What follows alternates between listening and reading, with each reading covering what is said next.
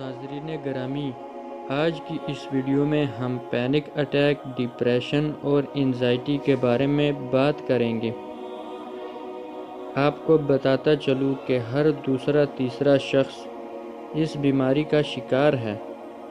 اگر آپ علاج کروا کر تھک گئے ہیں لیکن آپ کو کوئی فائدہ نہیں ہوا تو آج کی یہ ویڈیو آپ کے لیے بہت اہم ہے۔ اگر آپ اس بیماری سے نکلنا چاہتے ہیں تو آج کی یہ ویڈیو آپ کے لیے بہت ضروری ہے۔ اس ویڈیو کو پورا دیکھنے کے بعد انشاءاللہ آپ اس بیماری سے نکل جائیں گے۔ اللہ تعالیٰ نے ایسی کوئی بیماری نازل نہیں کی جس کا علاج نہ ہو۔ آپ نے پریشان نہیں ہونا۔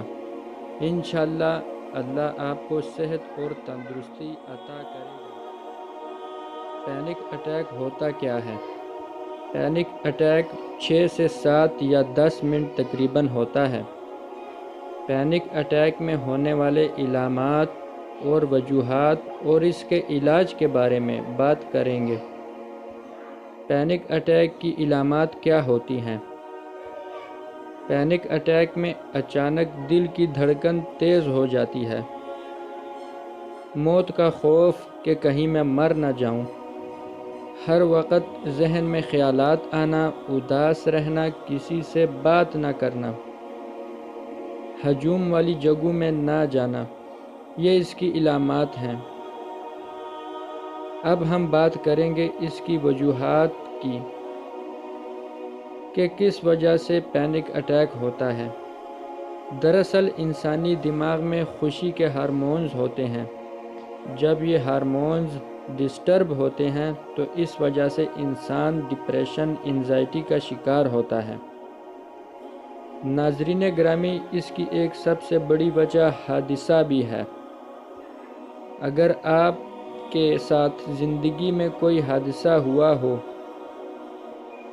یا آپ نے کوئی حادثہ دیکھا ہو تو اس وجہ سے بھی آپ اس بیماری کا شکار ہو سکتے ہیں۔ اب آتے ہیں اس کے علاج کی طرف۔ علاج میں سب سے پہلے آپ نے اپنا لائف سٹائل بدلنا ہے۔ علاج میں جو سب سے اہم چیز ہے وہ نیند ہے۔ آپ نے اپنی نیند کو پورا کرنا ہے۔ اگر آپ اپنی نیند 6 سے 8 گھنٹے پوری نہیں کرتے تو آپ اس بیماری سے نکل نہیں سکتے۔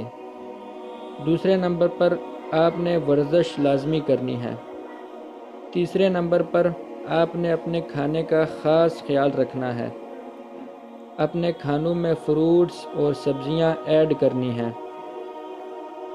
کولڈ ڈرنکس اور فاسٹ فوڈ ترک کرنی ہے۔ منشیات اور سگریٹ نوشی سے پرہیز کرنی ہے۔ اگر آپ میرے بتائے ہوئے طریقے پر عمل کریں گے تو انشاءاللہ اللہ آپ کو اس بیماری سے ضرور نکالے گا۔